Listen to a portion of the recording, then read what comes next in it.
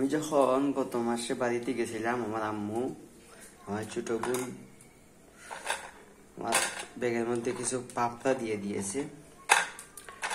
আমি যখন গত মাসে বাড়িতে গিয়েছিলাম, আমার ছোট বোন আমার ব্যাগের মধ্যে কিছু পাপড়া দিয়ে দিয়েছে। এগুলো আমি এখন বেজে নেব। বেজে নেওয়ার জন্য এই যে কড়াইয়ের নিচে আমি আগুন দিয়েছি চুলার মধ্যে। তারপর আমি এখানে একটু পরিমাণ মতো তেল দিয়ে দেবো। এখানে আমি একটু তেল দিয়ে দেব। হ্যাঁ, পাপড়া যেহেতু কম, তাই আমি এখানে কম তেল দিয়ে দেব। তেলটাকে একটু কড়াইয়ের মধ্যে চতুর্দিকে নেড়ে নেব। তেল যেহেতু এখন গরম হয়ে গিয়েছে, তাই আমি পাপড়াগুলো আস্তে আস্তে একটা দুটা করে দিয়ে দেব।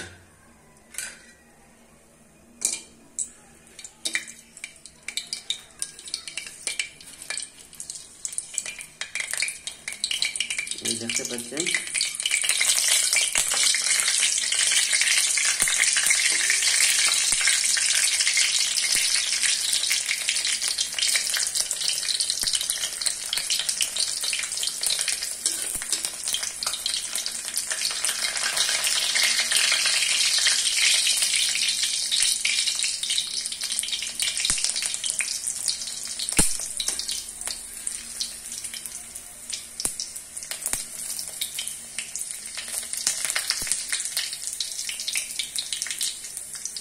এগুলা খুব তাড়াতাড়ি হয়ে যায় তেলের মধ্যে দিলে। আমার তেলটা একটু গরম কম ছিল, তাই একটু লেট হচ্ছে। পরবর্তীতে খুব শীঘ্রই হয়ে যাবে।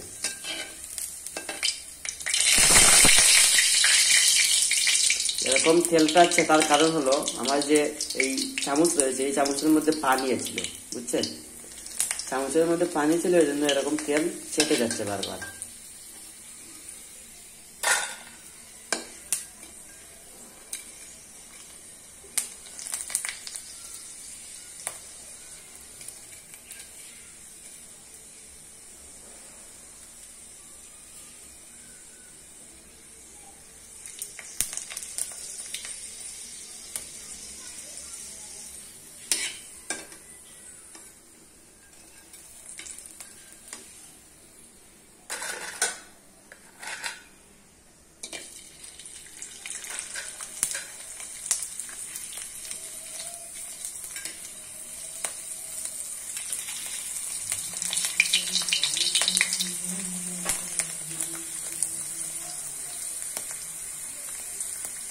তেল যেহেতু কম, তাই একটা একটা করে দিয়ে দিচ্ছি।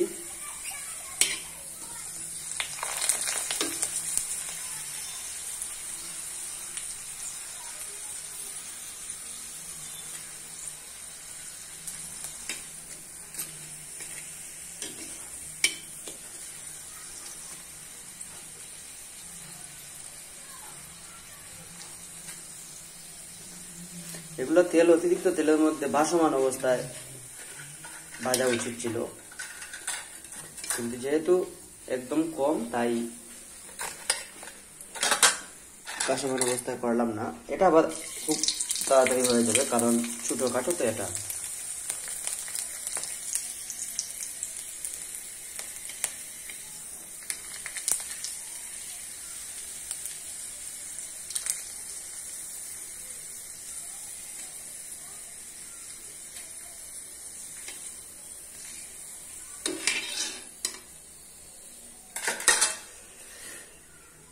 তেল যেহেতু টাটকা গরম হয়ে গিয়েছে, তাই চুলার আগুনটা একটু কমিয়ে দিলাম।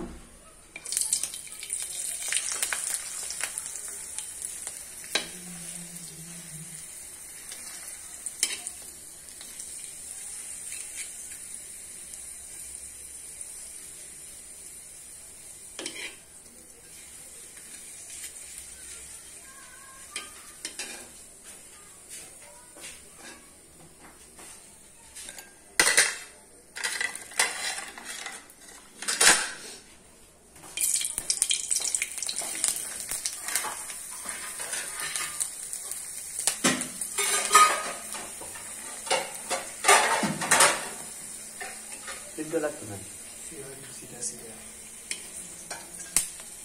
এদিকে আমাদের কামরান সাহেব চিরা খাওয়ার জন্য প্রস্তুত হচ্ছেন সকালে, আর এদিকে আমি পাপড়া বাঁচতেছি। আজ ফ্রাইডে, শুক্রবার, ছুটির দিন, সবাই বাসায় রয়েছে।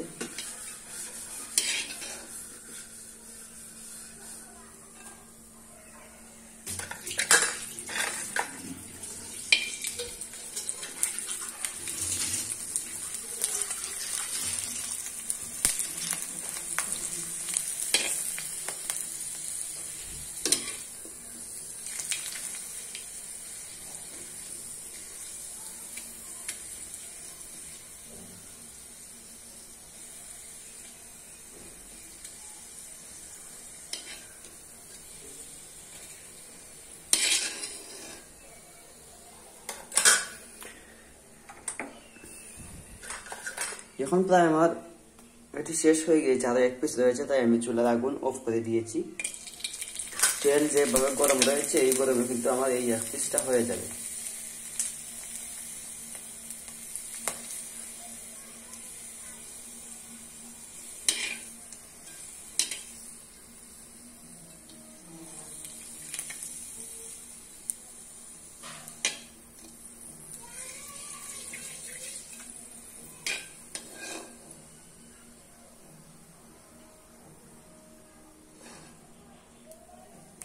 এই দেখতে পাচ্ছেন আমার পাপড়া বিরান কিন্তু হয়ে গিয়েছে। ঠিক আছে, অনেক মশমশে দেখতে পাচ্ছেন, অনেক মচমচে হয়েছে। অনেক স্বাদ। এটিকে আরো টেস্টি করার জন্য একটু লবণ বা চিনি দিয়ে দেবো। আপনারা যারা লবণ খান তারা লবণ দিয়ে দিবেন, যারা চিনি খান তারা চিনি দিয়ে দিবেন। ধন্যবাদ।